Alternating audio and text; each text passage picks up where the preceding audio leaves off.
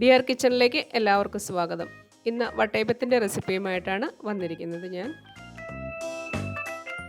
അതിനായിട്ട് ഇതൊരു 2 കപ്പ് ഇഡ്ഡലി റൈസാണ്. അത് 4 മണിക്കൂർ കുതിർത്തതിന് ശേഷം നന്നായി കഴുകി എടുത്തുകൊണ്ട് വന്നിരിക്കുന്നതാണ്. ഇതിനി നമുക്കൊരു മിക്സിയുടെ ജാറിലേക്ക് ഇട്ട് കൊടുക്കാം. ഞാനൊരു വലിയ തേങ്ങയാണ് എടുത്തിരിക്കുന്നത്. അതിൽ നിന്നും 1 കപ്പ് ചിരകിയ തേങ്ങ മാറ്റിയതിന് ശേഷം എടുത്ത പാലാണ്. 1-ാം പാലും 2-ാം പാലും കൂടി ഒരുമിച്ചാണ് എടുത്തിരിക്കുന്നത്. അത് ഒഴിച്ച് നന്നായി അരച്ച് കൊണ്ടുവരാം. നമുക്കിതൊരു ബൗളിലേക്ക് ഒഴിച്ചു കൊടുക്കാം.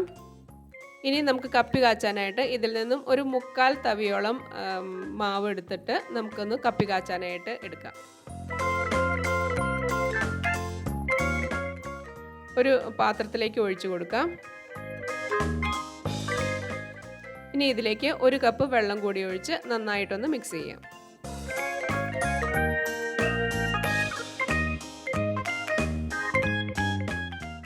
ഇനി ഇതൊന്ന് കുറുക്കിയെടുക്കണം. അതിനായിട്ട് ഫ്ലെയിം ഓൺ ആക്കിയതിന് ശേഷം കണ്ടിന്യൂസ് ആയിട്ട് ഇളക്കിക്കൊണ്ടിരിക്കണം. ഈ പൊടി ഒന്ന് വെന്ത് വരണം.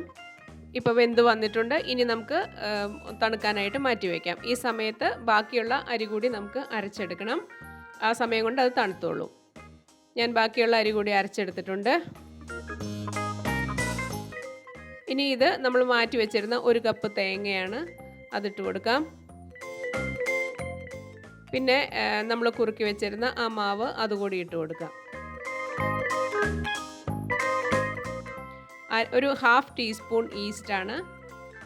ഒരു 9 ടേബിൾ സ്പൂൺ പഞ്ചസാര കൂടി ഇട്ട് കൊടുത്തിട്ടുണ്ട്. ഇതിന് അത്യാവശ്യം മധുരം ഉണ്ടാകും ഈ കണക്കിന്. ബാക്കിയുള്ള തേങ്ങാപ്പാൽ കൂടി ഒഴിച്ച് നമുക്ക് നന്നായിട്ടൊന്ന് അരച്ചെടുക്കാം.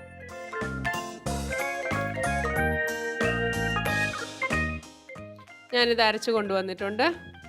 ഇനി നന്നായിട്ടൊന്ന് മിക്സ് ചെയ്തതിന് ശേഷം ഇനിയും വെള്ളം ആവശ്യമുണ്ടെങ്കിൽ അന്നേരം ഒഴിച്ചു കൊടുക്കാം.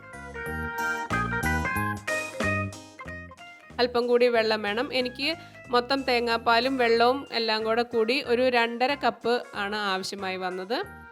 ഇനി നമുക്കിത് പൊങ്ങാനായിട്ട് മാറ്റി വയ്ക്കാം. ഒരു 4 മണിക്കൂറും കൊണ്ട് എനിക്ക് പൊങ്ങി വന്നിട്ടുണ്ട്.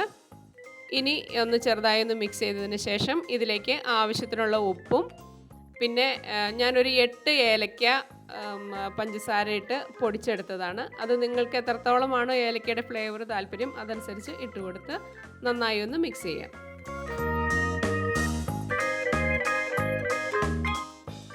മധുരം നിങ്ങളുടെ ഇഷ്ടത്തിനനുസരിച്ച് കൂട്ടുകയോ കുറയ്ക്കുകയോ ചെയ്യാം. ഇനി നമുക്ക് വട്ടയപ്പം ചുടാനായിട്ട് ഒരു പ്ലേറ്റിലേക്ക് ഒഴിച്ചു കൊടുക്കാം. ഞാൻ ഈ പ്ലേറ്റിൽ അല്പം നെയ്യ് പുരട്ടി വെച്ചിരുന്നു, വേഗം വിട്ട് കിട്ടുന്നതിന് വേണ്ടിയിട്ടാണ്. ഇനി ഇത് നമുക്ക് ഒരു ആവി കയറ്റുന്നതിനായിട്ട് പാത്രത്തിൽ ആവി വന്നു തുടങ്ങിയതിന് ശേഷം വേണം നമുക്ക് വെച്ച് കൊടുക്കാനായിട്ട്. ഒരു 20-25 മിനിറ്റ് കൊണ്ട് എനിക്ക് വെന്ത് കിട്ടി. ഈ രീതിയിൽ നമുക്കൊന്ന് ഒഴിച്ചു കൊടുക്കാം. പാത്രം നമുക്ക് ആവി വരുന്ന ചെമ്പിൽ വെച്ച് കൊടുത്തതിന് ശേഷം മാവ് ഒഴിച്ചു കൊടുത്താണെങ്കിലും നമുക്ക് വേവിച്ചെടുക്കാം.